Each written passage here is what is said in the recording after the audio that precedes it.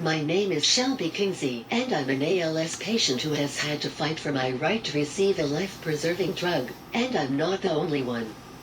When we were first denied, we were told it was due to Blue Cross Blue Shield of Texas deeming Qalsody medically unnecessary. We ended up appealing the decision 3 times. By the last denial, we had caught the attention of the Senior Vice President of Policy and Advocacy with the ALS Association, who started to reach out to senators and other legislative bodies. Thankfully, the next decision we received was an approval, and I was able to start Qalsody. It honestly shocked me how difficult the process was to get approval for a life-preserving medicine for a disease that doesn't have many options. Almost every other ALS patient I have met has a similar story to mine. We are already fighting a horrible disease. We shouldn't have to fight insurance as well.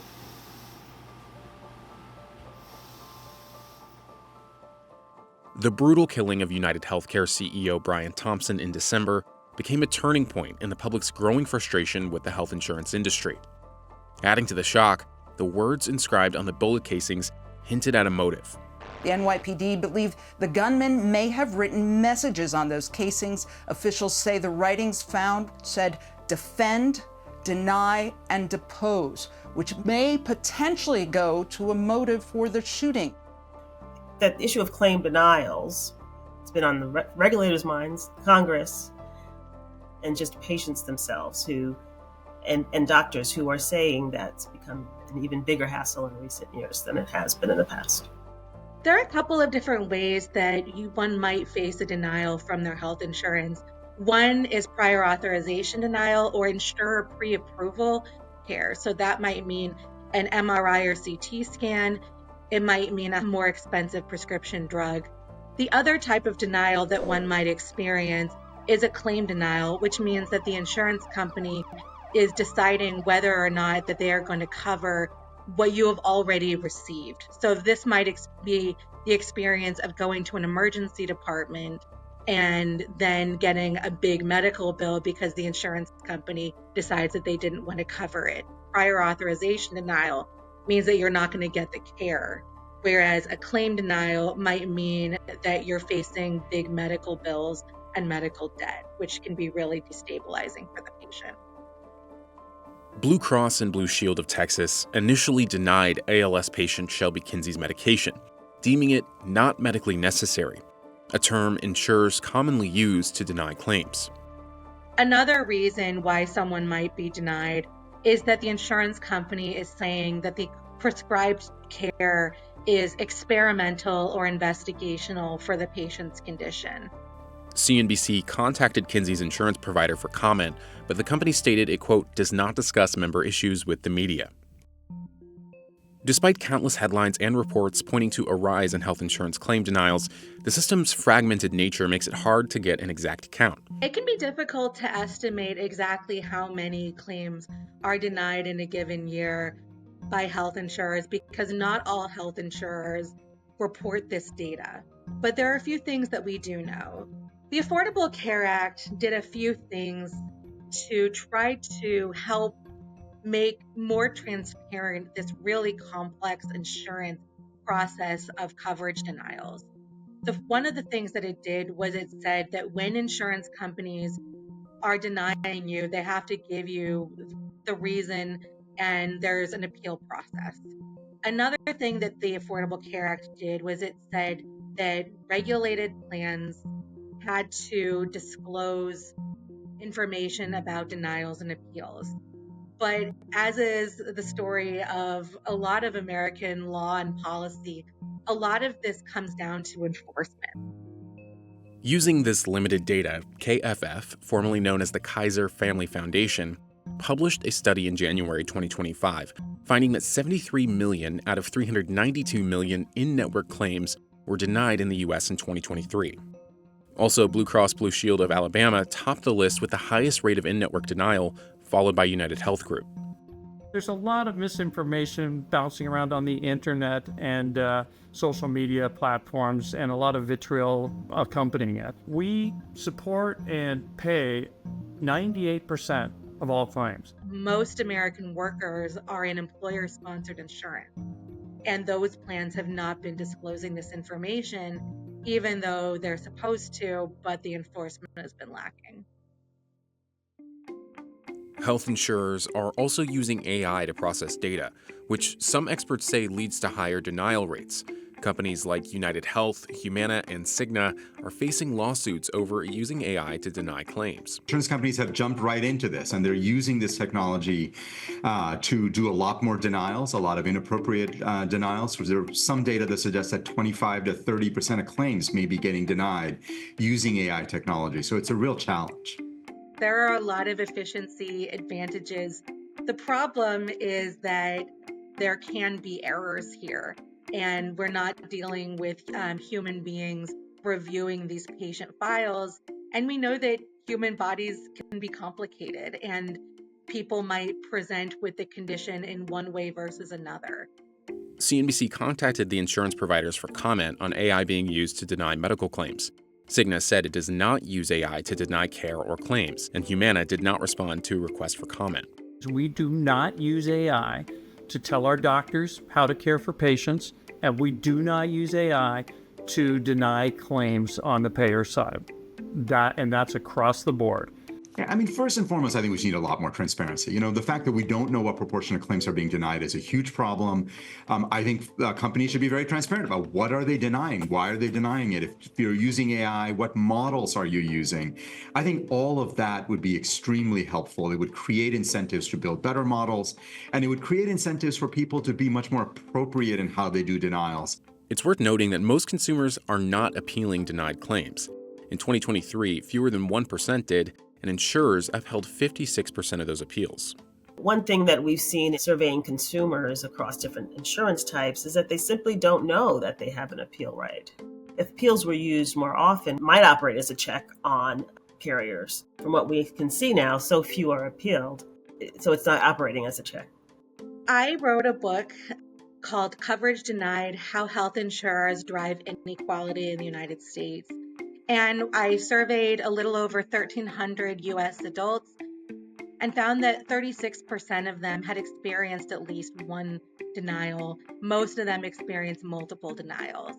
What I ultimately find is that people from lower income or minority groups tend not to appeal as much and tend not to ultimately get the care that their doctor has prescribed.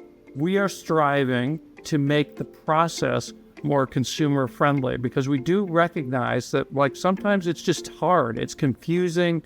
There's too much time. And if you're dealing with a serious health condition, there's a lot of anxiety and emotional distress that can go with that. So our journey as an organization is to make healthcare better.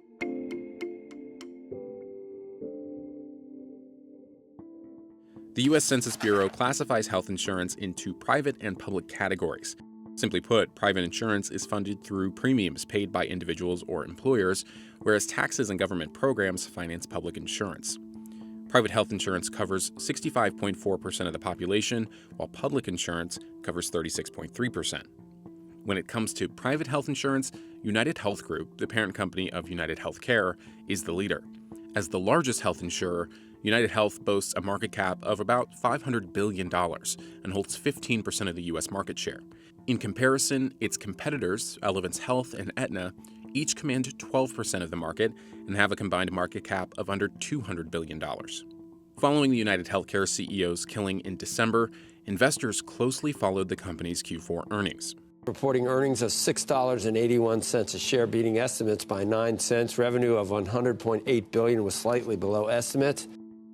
Despite missing quarterly revenue expectations, if you look at the big picture, UnitedHealth Group's total revenue grew by 8% year over year, reaching a record $400.3 billion in 2024. UnitedHealthcare, the company's insurance division, saw its full-year revenue rise 6% to $298.2 billion. There are very few insurers in any particular market that control most of the market. So we call it an oligopolistic competitive market. If you look at UnitedHealthcare, which is the largest insurer by far, the distinction is in addition to that oligopolistic power, they also have purchased and vertically integrated with physician group practices all over the country. They're providing physician bonuses to their own physicians to aggressively code things and then deny treatment if possible, if they can get away with it. Frankly, part of transforming healthcare has been employing physicians who are focused on this concept of early diagnosis and intervention in chronic diseases. And so we do not own or operate hospitals. We focus on ambulatory healthcare and keeping people out of hospitals. And we employ fewer than 10,000 physicians today. By no means would we ever incent our doctors to deny claims or tee people up to have claims denied. That's just preposterous.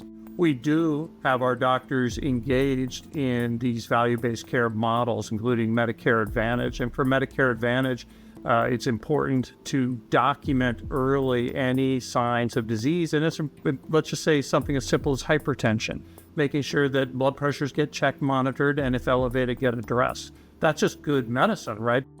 There are financial incentives that are tied to our doctors who do a really good job identifying and treating chronic diseases. UnitedHealth Group is posting record revenue and pleasing shareholders, while its insurance arm, UnitedHealthcare, faces criticism as the worst major insurer for claim denials.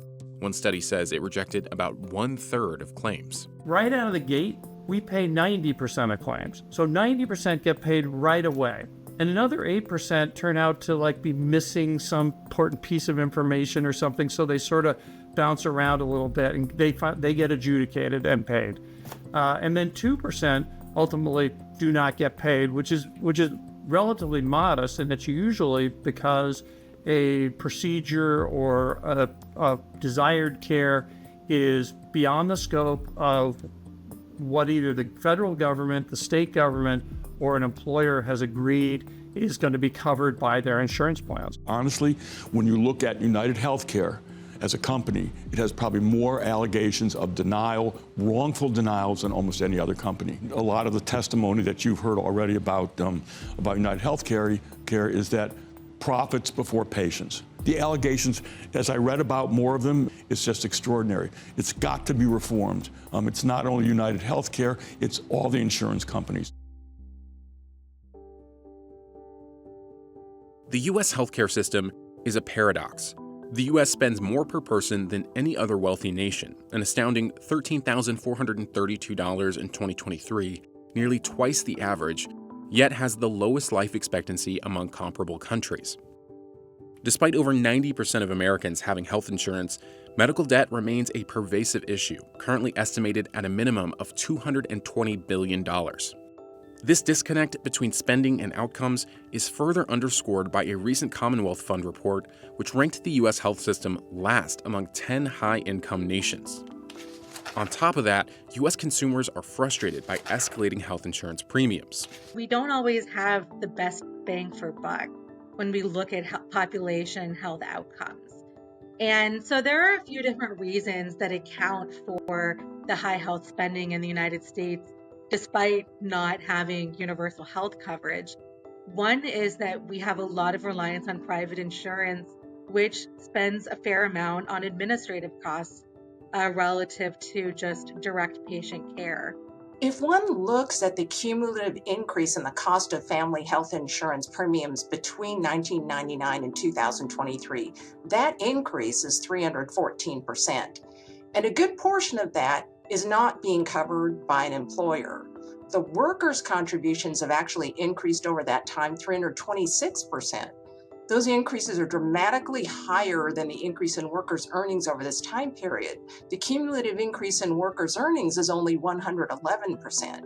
And so workers are seeing a substantial increase of their paycheck going towards covering their health insurance. Now, when people see those disparities, they blame a lot of the difference on health insurance companies. They think health insurance companies are the ones that are enjoying all the profits resulting from these dramatically higher premiums.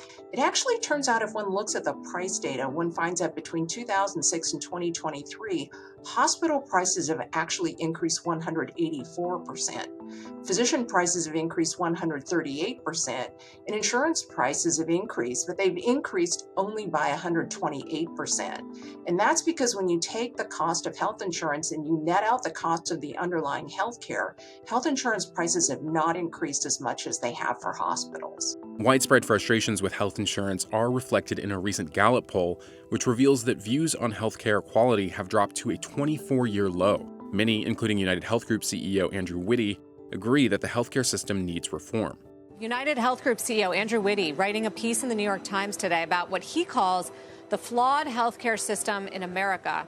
The folks are paying more and more for coverage of which they know less and less about, and which is more and more complicated. So if I buy coverage and all I'm getting is a denial, then you question the value of the product that you have purchased or your employer has purchased for you. CNBC reached out to major health insurers and AHIP, the National Trade Association for Health Insurers, for comment on claim denials and the healthcare industry. AHIP stated that health plans, providers, and drug makers share responsibility for making care affordable and easier to navigate. Healthcare in the United States is very fragmented and very expensive. These are true problems that we need to air and discuss. It's awfully easy to find somebody to blame, right? Oh, let's blame health insurers. Most people don't know that health insurers are actually administering plans with rules made either by the government or by employers. We need to actually bring down costs of healthcare. Too many procedures are done in very expensive settings that could actually be done in outpatient settings at much lower price points and help bring the cost of healthcare in the U.S. down. As discussions on claim denials continue, former NYC Consumer Affairs Commissioner Bruce Ratner highlights the potential solutions. It probably would require an act of Congress to do that, to require that, in fact, you have to post or you have to disclose your denial rates. Right. It can be done by the states. I don't think it's likely to be done by the Congress, frankly. It's the correct kind of system. You need something against the other side. And against the other side would be publishing denial rates so that we choose our company based on denial rates, and that makes the companies work very hard to be competitive.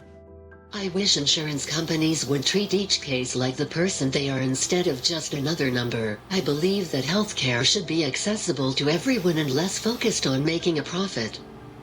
At the end of the day, these companies are supposed to help us, not make things worse.